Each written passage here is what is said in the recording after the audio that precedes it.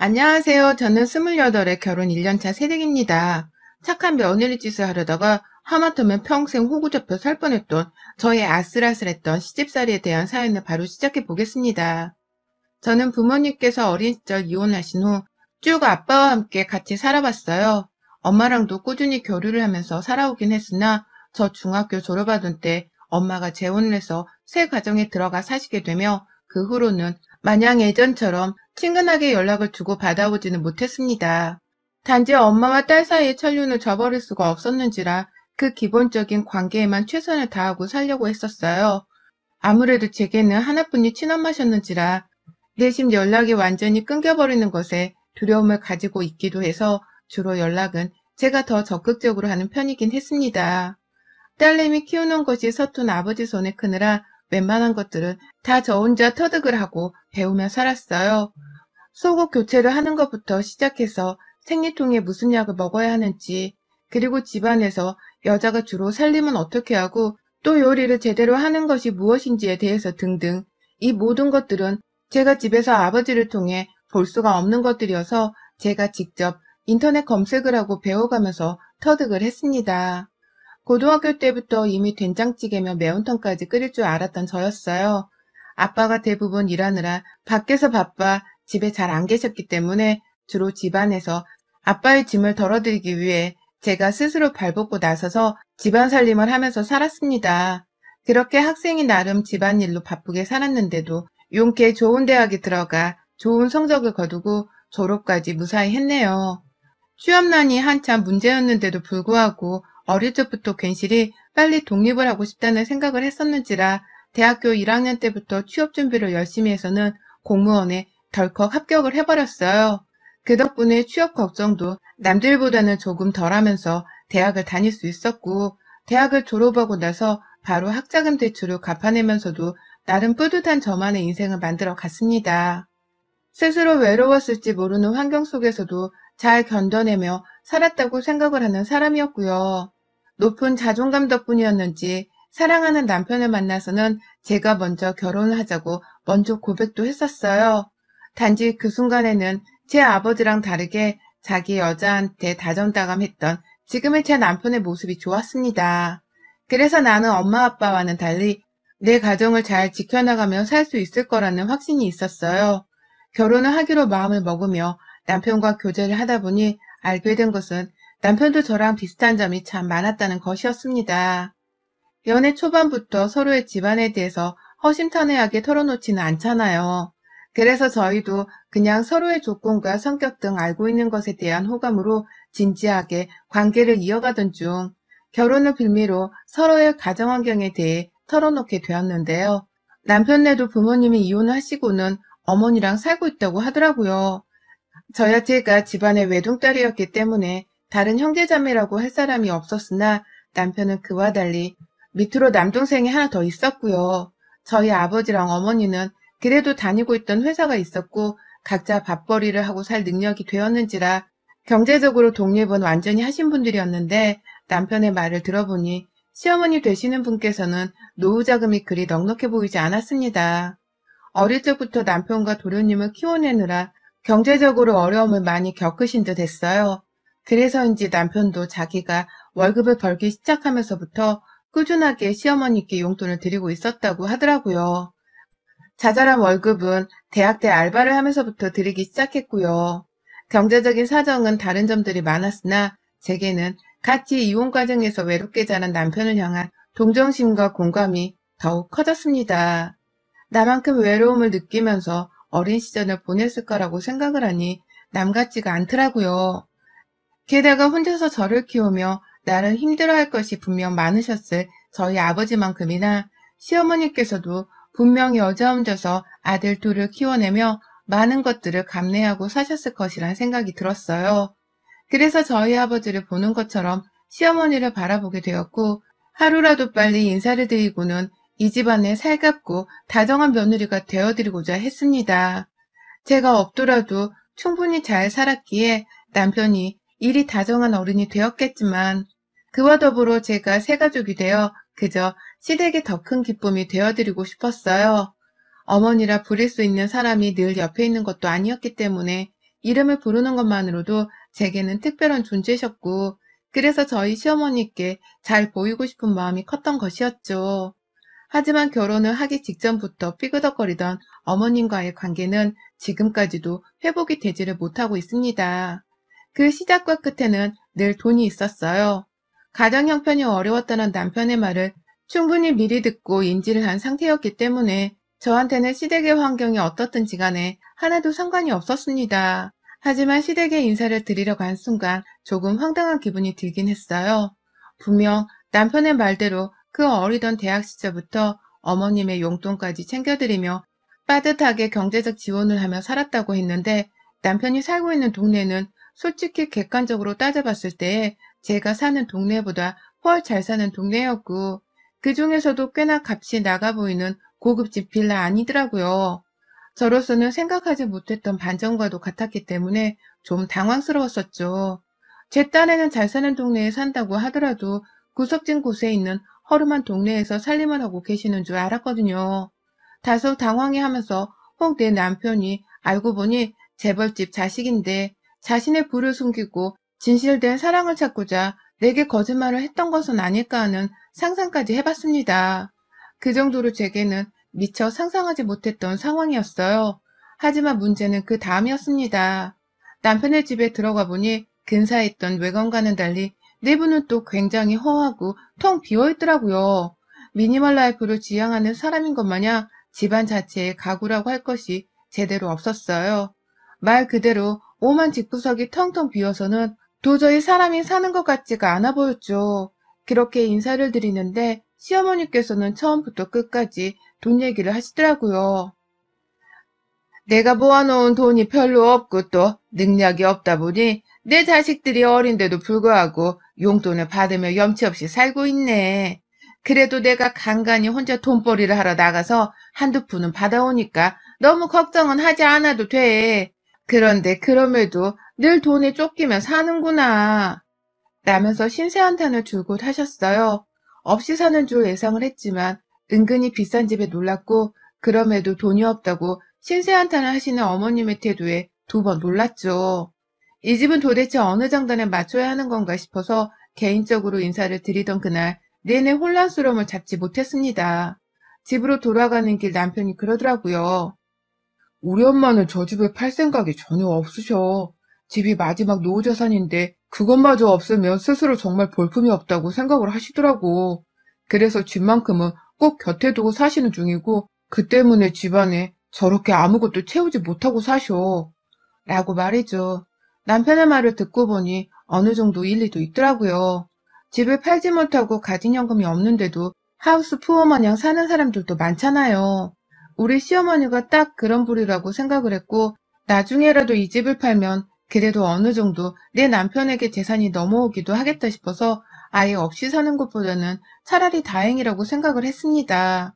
내심 시어머니의 경제적인 부분을 평생 책임지고 살아야 할지도 모른다는 각오로 이 결혼을 하려고 했었는데, 시어머니 사는 집을 보고 나니 마음이 한결 놓이는 편이었죠. 그렇게 저희는 그 후 결혼 준비를 하다가 소소하게 식을 올렸고, 양가 부모님 모두 다 집 한 채를 구해주실 만큼의 형편은 되지 않았는지라 저희 둘이서 모아놓은 돈에 대출을 조금 받아서 24평짜리 빌라 한 채를 겨우 장만했습니다. 그런데 결혼을 하고 살림을 본격적으로 시작을 하면서부터 시어머니의 괴롭힘도 본격적으로 시작이 되었어요. 시댁이랑 저희가 사는 집이 그리 멀지가 않아서 어머님의 입장에서는 저희 집을 산책할 겸 드나들기에 최적의 장소였나 보더라고요. 어느 순간부터 어머님이 두 손에 아무것도 들지를 않은 채 빈손으로 저희 집에 왔다 갔다 하기 시작하신 겁니다. 날이 좋아서 혹은 기분이 좋아서라는 이유로 아들 얼굴을 보고 싶다면서 저희 집을 찾아오셨죠. 꼭 말씀하기로는 내 아들이랑 떨어져 사니까 하루에 한 번씩은 꼭 이렇게 얼굴을 봐야겠더라고. 라면서 퇴근길에 저희를 따라 쫓아오셨고, 어쩔 땐 집 앞에서 저희 부부를 기다리고 서 있기도 하셨어요. 비밀번호가 뭐냐고 물어보지 않는 게 어딘가 싶어서 안심을 하기도 했지만, 그럼에도 여간 불편한 것이 아니었습니다. 하지만 처음 결혼을 하면서 결심했던 것처럼 저는 시어머님 그리고 도련님이랑 잘 지내고 싶은 마음이 더 컸었기 때문에 시어머니가 집에 오셨을 때마다 아무 쓴소리를 내뱉지 않았어요. 오히려 어머님 오셨다면서 집에 들어가 급하게라도 밥 한 끼를 꼭 차려드렸고 아들을 무지하게 보고 싶어 하신 것 같길래 남편이랑 밥 한 끼 정도라도 드셔보시라며 저는 저녁을 빨리 먹고는 밥상에서 먼저 일어나곤 했어요. 남아서 아들이랑 단둘이 대화라도 더 나누시라면서 말이죠. 그런데 이게 참 매일같이 반복이 되니 저도 많이 힘들더라고요. 매번 퇴근하고서 어머님 밥을 차려드리는 게 쉬운 일도 아니었고, 조금이라도 장을 본다고 퇴근길이 늦어지기라도 하면 어머님이 아주 귀신같이 전화를 걸어오셨어요. 나 지금 너네 집 앞인데, 너 왜 아직 안 오니? 오는 중이지? 라고 하면서 얼른 집에 와서 문을 열어달라고 재촉을 하시는 바람에 제 발길도 바빠졌죠. 그냥 집 비밀번호는 알려드릴까 싶기도 했지만 그러면 저희 부부의 사생활이 너무 없을 것만 같은 불안한 예감이 들었는지라 그냥 제가 더 빨리 집에 가서 직접 문을 열어드리는 것이 훨 속 편한 짓이었습니다. 이것에 대해서 남편도 저와 같은 마음이었고요. 남편도 슬슬 신혼 초부터 어머님이 경계 없이 자꾸만 신혼집을 왔다 갔다 하는 게 저한테 미안하기 시작했는지 슬슬 말을 걸더라고요. 엄마, 이렇게 자주 오면 우리 둘이서 신혼이 재미가 없잖아. 엄마도 얼른 손주 봐야지. 라고 하면서 기분 좋으라고 활짝 웃으며 말씀을 드리기도 했고, 그러면 저도 옆에 있다가 남편의 말을 거두면서 기분 좋게 농담 듣듯이 대화를 거들었죠. 하지만 그러면 어머님은 늘 썩소를 날리셨습니다. 젊은 애들이 무슨 벌써부터 손주 타령을 하냐면서 부부관계를 하지 말라는 듯이 애는 절대 아직이다 라는 말씀을 하셨어요. 그러면 그 소리가 괜히 섭섭하긴 했지만 저희 부부 또한 애를 당장 낳을 마음은 없었는지라 네 라고 하면서 웃어 넘기기만 했죠. 반복되는 어머님의 신혼집 방문이 오래도록 지속되었고 또 저희 집에서 함께 저녁을 차려 먹는 것을 거의 일상으로 생각을 하시던 어머님이셨는데 그 정도는 갈수록 심해졌습니다. 지난 5월 가정의 달부터는 계획을 했다는 듯이 도련님까지 저희 집에 불러서는 저녁을 먹이시더라고요. 그 저녁밥상은 제가 차려드리는 것인데도 말입니다. 너도 알아. 지금 네 형수랑 형 다 집에 와 있다. 라면서 저희 집으로 도련님을 마음대로 불러서는 저녁을 먹고 가게 하셨고 또 여러 번은 직접 먹고 싶은 음식을 제게 주문한 적도 있었어요. 우리 둘째 아들이 그렇게 곱창을 좋아하는데 너 혹시 괜찮은 데 있으면 곱창 볶음 같은 것 좀 주문해다 만들어 봐라. 얼마나 좋아할까? 라고 하면서 저한테 직접 곱창을 볶으란 소리도 하셨어요. 제 남편도 아닌 도련님이 좋아하는 음식이라면서 말이죠. 사람이 호의를 베푸는 것도 늘 정도가 있는데 너무 염치 없이 이렇게 집에 찾아오시고 밥을 하게 만드니 저도 여간 힘든 게 아니었습니다. 점점 제가 지쳐하면서 오늘 또 오셨네요, 어머님. 이라는 말을 자주 하자 남편도 괜히 제 손을 지그시 잡으며 오늘만 참자는 제스처를 보내기도 했고요. 그러면 저는 신혼이니까 남편의 말을 들으며 조금씩 화를 가라앉히려고 했어요. 그렇지 않고서는 화병이 날 것 같았으니까요. 하지만 도련님을 데리고 저희 집에 오는 걸로도 모자라 슬슬 집에 돌아가실 때마다 음식도 하나둘 싸서 가져가려 하시더라고요. 빈손으로 우리 집에 오시는 건 늘 똑같았는데 갑자기 봉다리 같은 거 없냐? 없으면 음식물 쓰레기 봉투도 좋다. 라고 하면서 집에 남은 음식을 싸가져 가려 하셨고 급기야 한 팩 남아있는 소고기까지 랩으로 직접 싸서는 저희 집에 계시는 내내 냉동실에 넣어뒀다가 집에 가시기 전 그걸 직접 챙겨서 가져가셨습니다. 옆에 있던 도련님은 그걸 가만히 보고 있었고 남편은 자기 엄마랑 남동생 입에 들어갈 소고기라고 생각을 하는 건지 전혀 챙길 생각을 하지 않았어요. 한두 번도 아니고 자꾸 이러니 저도 슬슬 나쁜 생각이 들더라고요. 어머님이 첫째 아들을 보고 싶어서 우리 집에 오는 것은 핑계이고 그냥 우리 집에서 식사 한 끼를 해결하면서 식비를 아끼려고 하시는 것이 아닌가 하고 말이죠. 멀쩡한 집을 팔지도 않고 꼭 옆에 끼고 살면서 어떻게든 살면서 필요한 현금을 줄여야겠다고 생각을 하고는 만만한 우리 집에 얹혀와 저녁 한 끼를 해결하려 하는 게 아닌가 싶었습니다. 그 생각이 점점 어머님의 뻔뻔한 행동들 덕분에 확신으로 바뀌어갔고요. 그러니 저도 속으로 무지하게 화가 나기 시작했어요. 제 아무리 잘 지내보고 싶은 사이였다고 하더라도 이런 식으로 일방적인 도움을 얻으려고 하는 분에게는 가족이라고 하더라도 마냥 친절을 베풀어주고 싶지 않았으니까요. 그런데 이 아슬아슬한 고부관계가 이어가던 중 시어머니는 결국 한 방을 크게 터트려버리고 말았어요. 저를 얼마나 만만한 며느리로 봤으면 글쎄 어머님이 짐가방을 싸우셨더라고요. 자기 옷을 바리바리 싼 그 짐가방을 말입니다. 그것도 다 큰 도련님이랑 함께 말이죠. 평상시와도 같은 퇴근길이었고 아니나 다를까 저희 집에 와서는 저희 부부가 퇴근해서 문을 열어주기만을 기다리고 계시던 시어머니가 웬일로 전화를 걸어와서는 빨리 오란 재촉을 하지 않으시더라고요.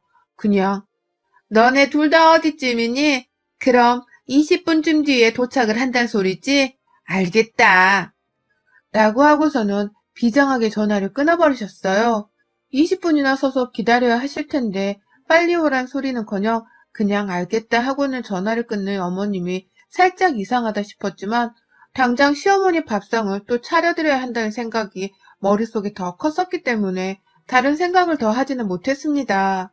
그렇게 집에 도착을 했는데요. 계단이 없는 빌라 안에 2층 집이어서 계단 아래서부터 저희 집 현관 앞을 바로 볼 수가 있었는데 제 눈에 가장 먼저 들어온 것은 다름 아닌 어머님과 도련님의 큼지막한 캐리어 2개였어요. 아니, 이건 왜 가져오신 거세요? 라면서 저도 너무 황당하고 이상해서 말까지 더듬으며 물어봤는데 어머님은 그제서야 저한테 빨리 문 안 열고 뭐하니? 라면서 재촉을 하시더라고요. 그렇게 얼떨결에 시댁 식구들 짐가방을 우르르 끌고 제 집안 안에 들어가서는 제가 무슨 소리를 들은 줄 아세요? 우리 같이 살자 이제 라는 통보와 같은 합가하자는 소리를 들었습니다. 그동안 내 집에 자꾸 찾아오는 것만으로도 이미 화딱지가 가득난 상태였는데 보란듯이 짐가방을 멋대로 싸들고 찾아오셔선 합가하자 라고 장난스레하는 그 말에 도무지 화가 가라앉질 않았어요. 어머님, 남편 오면 그때 다시 얘기해요. 나는 대답을 하고는 평소처럼 저녁을 차려드리지도 않은 채 남편이 퇴근하고 집에 오길 기다리면서 혼자 안방으로 문을 쾅 닫고 들어가 버렸어요. 밖에서 시어머니는 도련님이랑 같이 자기 큰아들은 당연히 합가를 찬성할 것이라는 듯이 아주 속 편하게 콧노래까지 흥얼거리시면서 TV를 보시더라고요. 지들끼리 배고프다면서 저희 집 냉장고까지 열어선 결국 지들끼리 밥상을 차리기 시작했고요. 그때 남편이 뒤늦게야 집 안으로 들어왔습니다. 들어오자마자 남편도 눈앞에 캐리어부터 딱 보였는지 이게 다 뭐야? 라면서 부엌에서 요리를 하는 시어머니와 도련님께 바로 들어가더라고요. 그 소리를 듣고서야 저도 안방에 대피해 있다가 밖으로 나왔고요. 자기야, 어머님이 말도 없이 합가를 하자시는데 나 빼놓고 얘기가 미리 된 거야? 라면서 남편에게는 바로 공격적으로 말을 했어요. 나는 합가가 죽어도 싫으니 중간에서 정리를 똑바로 하라는 저의 경고와도 다름이 없었고 그러다 남편도 저의 경고와는 별개로 이게 갑자기 무슨 뚱딴지 같은 소리냐면서 자기 엄마와 남동생을 번갈아 쳐다보며 물어보더라고요. 누구 마음대로 짐을 싸워서는 합가냐고. 라면서 결국 언성까지 높였고요. 그러자 가장 황당한 건 시어머니의 반응이었습니다. 도련님은 거봐, 안 될 거라고 했지? 라면서 바로 수긍을 했는데 그 옆에서 시어머니가 제 남편을 억울하다는 듯 쳐다보시면서 말씀하시더라고요.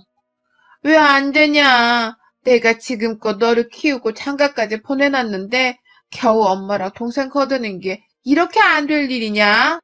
라면서 갑자기 감성팔이를 하셨어요. 급기야. 돈 때문에 그러냐? 어차피 지금 사는 집 나이 들어 나중에 팔면 다 니들 돈인데 그냥 미리 내 돈 받고 날 보살펴준다고 생각하고 합가를 하자. 어차피 니들이 나 부양할 거잖아. 안 그래?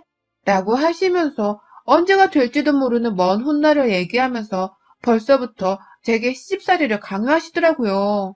어차피 자신을 돌봐야 할 사람은 도련님도 아닌 저희 부부가 틀림없으니까 이왕 죽을 때 받을 재산을 미리 땡겨받았다 생각을 하고서는 자신과 합가를 해달라고 하면서 말입니다. 그러니 저도 듣다 이건 아니라 생각이 들 수밖에 없었어요. 아니, 어머님, 그 재산 차라리 안 받을 테니까 그냥 저희 신혼 좀 살게 내버려 두시면 안 될까요? 제발 좀 신혼답게 둘이서 밥 먹고 데이트하듯 살도록 내버려 두시면 안 되냐고요. 결혼하고서 1년이 다 되어가도록 이게 뭐 하시는 거예요? 제가 어머님이랑 도련님 저녁밥을 차려드리려고 이 사람이랑 결혼을 한 줄 아시는 거냐고요. 라면서 결국 제 할 말을 하며 열분을 토해냈고요. 차라리 주식 그 돈을 안 받을 테니 그냥 지금 나가서 알아서 사실하는 말씀까지도 남편을 대신해 아주 독하게 해댔습니다. 그러자 어머님은 의외로 초강수를 두고서 나오는 저와 남편으로부터 그냥 물러설 마음이 없다는 듯이 대답을 하시더라고요. 그러냐? 그러면 내가 월세 70만 원을 줄게. 다달이 70만 원을 계좌이체로 해주겠다니까? 이제 됐지? 공짜로 얹어 살려는 거 아니니까 이제 된 거지? 그런 줄 알고 우린 짐 푼다? 라고 말입니다. 겨우 돈 70만 원을 내고서는 자기 홀몸도 아닌 다 큰 둘째 아들놈까지 집에 데려와서는 얹혀 살겠다고 하는 시어머니의 논리가 마구잡이로 터져나오는 순간이었습니다. 한 사람당 돈 70만 원도 아니고 성인 둘의 70만 원으로 합의를 보고 합가를 하려고 하다니. 저 살다 이렇게 뻔뻔스러운 시어머니는 정말 처음 봤습니다. 우리 또래인데도 뻔뻔한 줄을 모른 채 자기 엄마 품에서 그러려니 하고 있던 도련님의 태도도 아주 똑같이 재수가 없었고요. 그러니 남편도 말이 안 통한다며 사람 부르기 전에 나가라 소리를 치고 도련님은 도련님대로 자기 엄마한테 왜 소리를 지르냐면서 지 형이랑 싸우려 들려고 발악을 하는데 그 와중에도 집으로 돌아가겠다는 말은 안 하더라고요. 그제서야 저도 눈치를 챘죠. 이것들이 왜 갑자기 짐을 싸서 내 집에서 살겠다고 발악을 하는가 싶었더니만 집 한 채 가지고 있으면서 요즘 보유세를 더 내라고 하고 재산세, 평소에 쓰일 생활비까지 포함해서 다달이 나가야 할 돈이 많으니까 그냥 지금 살던 집을 팔려고 현금으로 보유를 하기로 작정을 했나 보더라고요. 그런데 또 다른 집을 구하자니 서울 안에 죄다 집값이 올라서는 마땅히 살만한 곳도 찾기 힘들고 또 그렇다고 서울을 놔두고 시골로 내려가자니 도시 생활을 포기할 수가 없었는지라 만만한 저희 부부 집에 얹혀 살면서 겨우 돈 70만 원의 학가를 하려고 한 것이었습니다. 결국 지들 쓰고 즐길 돈을 더 챙기기 위해서 저희 부부 집을 임시방편에 거주주를 생각을 한 것이었어요. 집주인들한테 허락 한번 받아볼 생각조차 하지 않고서는 그냥 무작정 짐을 싸서는 나와버린 것입니다. 집은 이미 부동산에 내놨고 집 살 사람도 구해서는 도장 찍을 일만 남았단 소리까지 하며 말이죠.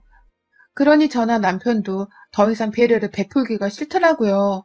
차라리 시어머니가 가지실 현금을 안 받고 말다가 소송을 걸어서라도 나중에 되찾아오는 게 낫다 싶었고요. 그건 남편도 마찬가지인 듯 했습니다. 자기 엄마한테 제대로 정내미가 떨어져 나간 듯 했어요. 결국 남편은 가장 먼저 행동으로 나서더라고요. 나가라고! 라면서 무작정 현관 앞에 놓여진 캐리어 2개를 끌고선 집 밖으로 놔버렸고 집 안에서 도로 들어와서는 내 와이프 부엌에서 왜 너가 국자를 잡고 있어? 라면서 자기 동생의 머리통을 한 대 세게 갈겨버렸습니다. 순간 웃음이 터져나올 만큼 도련님은 국자 하나 들고 집 앞 차리겠다고 까불다가 지 형한테 머리를 얻어맞고서는 얼이 빠져 정신을 못 차리더라고요. 그러다가 결국 지 형한테 멱살이 잡힌 채로 대표로 집 밖에 끌려나갔고 그러니 어머님도 어쩔 수 없다는 식으로 둘째 아들을 살려보겠다며 졸졸 아들들을 따라 집을 나가셨어요. 나가시는 내내 싸우지 말라고 너한테는 내 재산을 주지 않을 거라면서 막 소리를 지르시는데 보다 못한 제가 말씀을 드렸네요. 그거 안 받아도 저희 잘 삽니다. 어머님이 그거 지금 주지 않으셔도 나중에 저희가 저희 몫은 알아서 소송을 걸어서라도 한번 찾아와 볼게요. 됐죠? 라고 말이죠. 그러니 어머님은 문 닫히는 그 순간까지 현관 밖에서 뭐 저런 게 다 있어? 라며 혼자 무슨 년 어떤 년 하면서 아주 침을 갈기며 욕을 하시다가 결국 집으로 돌아가셨어요. 그 다음날 남편이 저보다 먼저 퇴근을 했는데 시어머니가 똑같이 집 앞에서 서 계셨다더군요. 사과를 하겠다는 핑계로 또 우리 집에서 저녁을 얻어먹겠다며 말입니다. 그 바람에 남편은 자기 이혼시킬 일이 있냐면서 제가 집에 도착을 하기 전 시어머니를 단박에 쫓아내버렸고 다행히 저는 그 덕에 시어머니를 또 마주칠 일은 없었어요. 남편이 얼마나 독한 말을 하며 시어머니를 쫓아낸 건지. 어머님은 다시 저희 집을 찾아오지 않으셨고 저는 그 후 시어머니의 도련님 저녁까지 차리는 뻘짓을 더는 하지 않아도 되었습니다. 꼭 이리 격렬한 말싸움에 몸싸움을 해야만 시어머니는 말을 알아들을 수 있었나 봐요. 그러니 저희도 앞으로는 또 이런 일이 있으면 호되게 저항을 하겠다는 마음을 먹어버릴 수밖에요. 이제야 저는 남편과 단둘이 오붓지 저녁을 즐겨볼 수 있게 되었고 이 재미를 좀 오래도록 이어가고 싶은 마음에 여전히 퇴근길은 늘 긴장을 하며 합니다. 언제라도 눈앞에 시모가 있으면 쫓아낼 각오를 하면서 말입니다. 여러분의 생각은 댓글로 남겨주세요. 오늘도 시청해주셔서 정말 감사합니다.